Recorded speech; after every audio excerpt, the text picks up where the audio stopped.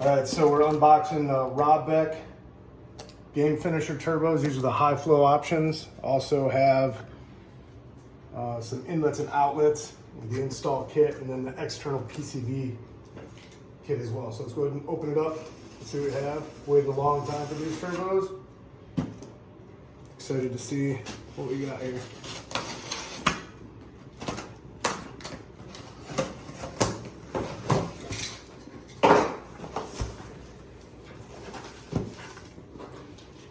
Some swag.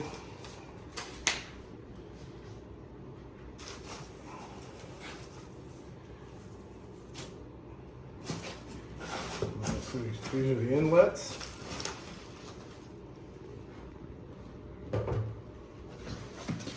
Look nice. Look real nice.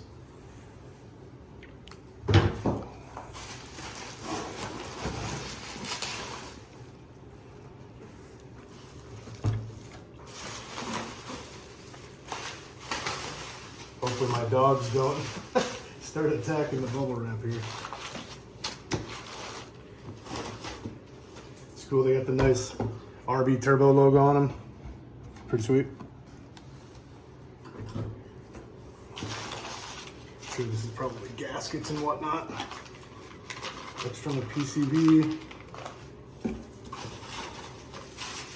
Sure, I'm not throwing anything that's important away.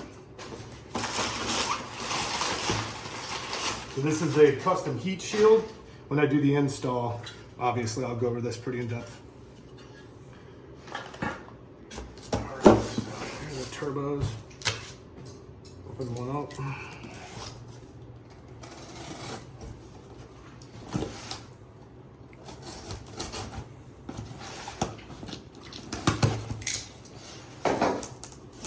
Now these are the high flow options. So these are rated at 650 to 700 horsepower. That's the gaskets, the turbos, the install kit. Try to keep that organized. It's the vent hose for, yeah, this is the vent hose for the coolant, I think.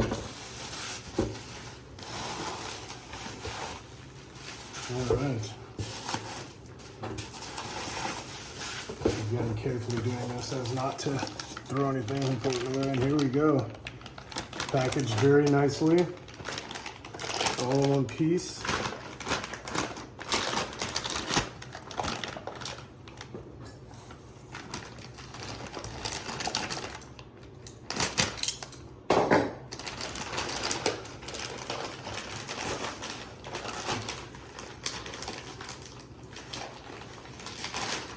There we go.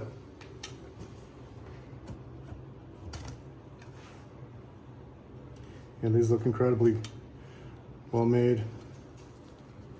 And I'll do a more in-depth section just to kind of go over the stats on this and what makes these turbos so amazing and why I selected them. All right, so fast forward about 4 months since that unboxing. You can see in Northern Ohio here, it's in the dead of winter. We just had a major snowstorm come through and drop a couple of feet of snow on us. So it's perfect weather to do a teardown and turbo install. So what we're gonna do right now is we're gonna go into the garage, we're gonna take a look at the car, where it's at. We're gonna talk about why I'm going with twins or staying with twins, why I didn't go with a single turbo kit like most people do. Then I wanna come back in, we'll sit down with the turbos that I chose, and I'll talk about why, I'll talk about some of their highlights. All right, so we're back out in the garage, and as you can see, the car is being torn down at this point. In fact, I'm filming for 2 videos at the same time. I'm gonna drop a separate video that goes over the teardown and install. It'll also go over some preventative maintenance things with gaskets and such. I'm gonna walnut blast, do fuel, do coils.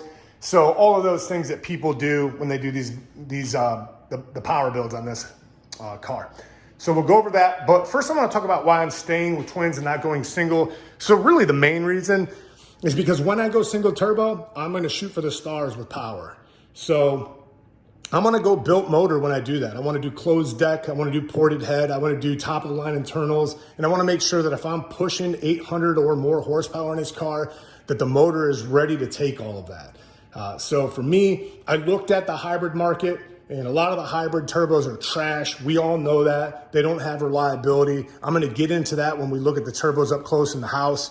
But the turbos I went with, the hybrids I went with, I really feel like they're going to be right there or just slightly below the power levels that people are making with a single turbo kit.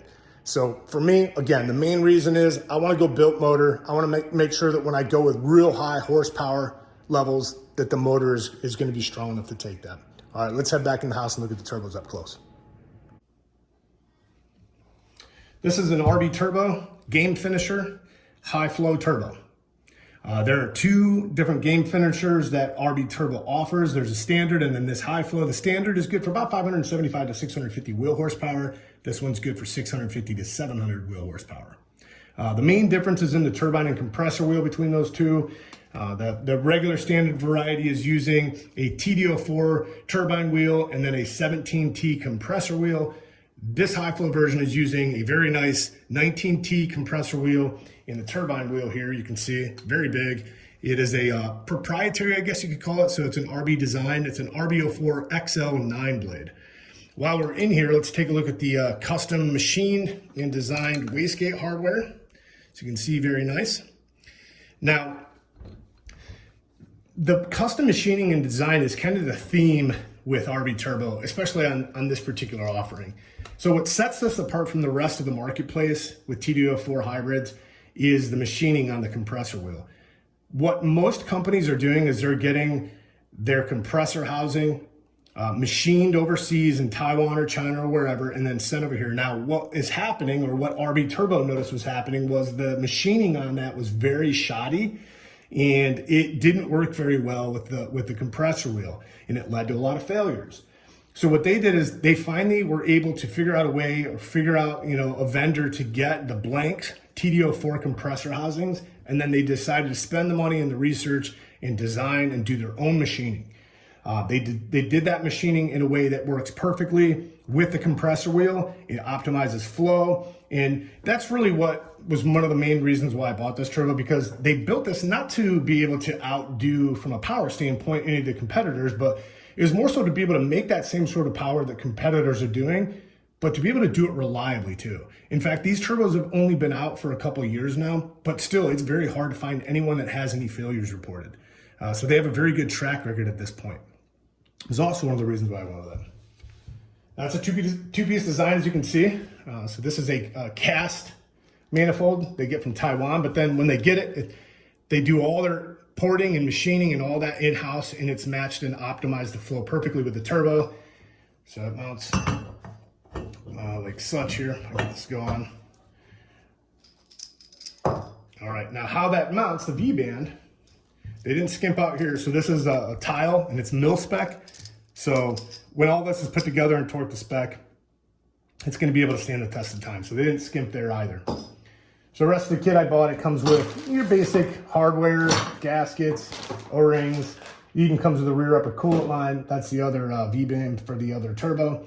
Now this is a custom heat shield that comes with it too. Now I actually have the heat shield already off my car. And this mounts on the head on the hot side. So you can see that this is where your vacuum pumps, vacuum solenoids and all that mount. So this is the one that would replace it. So just basically a two-piece design instead of a one-piece. You can see how this gives you a little bit of hangover here to be able to cover the manifolds better and give you more heat resistance once you have everything installed. Now, I'm not exactly sure if I'm going to use this or not, and here's the reason why. So what's missing on the table here, I actually got the stock location inlets that came with the kit too, but I'm thinking about going hot side inlets, VRSF. But if I go with that, I'm not exactly sure if you understand this car, on the hot side of the car, there's not a whole lot of room. So I'm not exactly sure I'll be able to get the inlet piping past this heat shield without chopping it up. Which would basically nullify what it was made for and designed for in the first place. So I'm not exactly sure if I'm going to use this. Now, once I get everything torn out and I start to get back to install and I know how much room I'm working with, I'll be able to make a command decision on whether or not I'm going to use this or just, the basic stock one that came with it. And then lastly, this is an RB outlet. So it actually orient like this in the car. As you can see, it's the RB Turbo logo on there. So this was designed in-house to be able to work well with these turbos with how they're clocked. So, you know, it's rubber, but it's reinforced. Now, Rob has gone on record as saying they were thinking about designing an aluminum piece, and he said that would be the icing on the cake, but they haven't done that yet. But he said that so far these are holding up, so there's really no rush to do that. I'm going to take it a step further. I'm going to use some of that gold heat tape. I'm going to wrap it around here to just try to keep the temperatures down and just go from there. But everybody I've talked to that's installed this with the turbo said it's working fine. It's a little tight. You got to make sure you get everything oriented correctly, but it's working fine. So that'll do it. So I just wanted to go over the turbos. And, you know, like I said, in tandem with this video, I'm creating a video where I'm recording the teardown. I'll record the install process and some other things I'm doing. But this will do it for me breaking down the turbos, why I bought them. So I appreciate everybody tuning in and listening to me ramble about these things. I'm very excited about them. And like I said, tune in for the install video, and let's hope we can make some power with you. All right, everybody. Thanks for watching. Take care.